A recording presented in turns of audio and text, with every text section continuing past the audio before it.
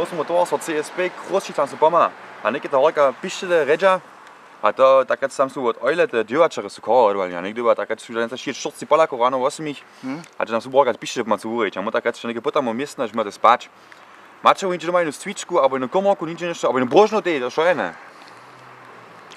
Nie, najke nevyjde, nebude. Da máš nejakú stvičku doma, alebo nič nie brožnú, že máte spať? Nie. Jednu komorku, alebo nič niečo také. Oj, to je problém nie. Dženca hadže príjne sobote. Môžete nám prošu jednu brožnú k dispozícii stať, že môžete Poláky tam spať po vás.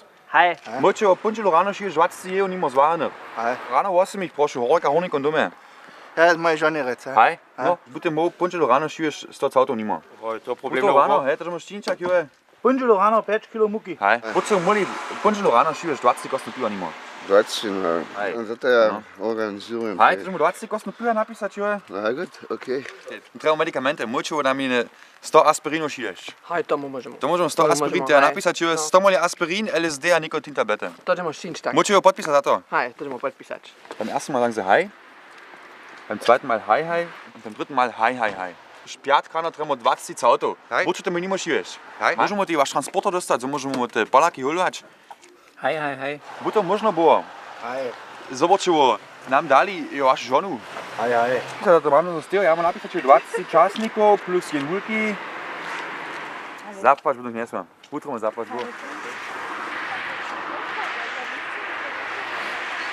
Also ich bin evangelisch. Bin Evangelisch sind sie. Na, Das ist Ökumene, das machen wir so.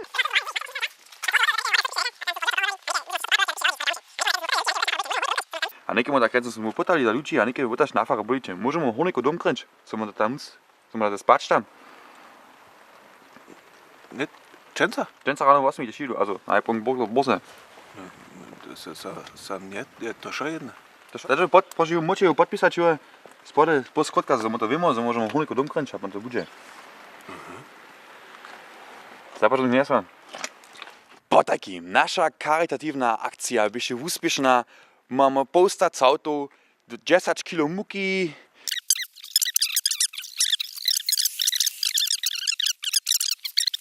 a 20 kostnú piva.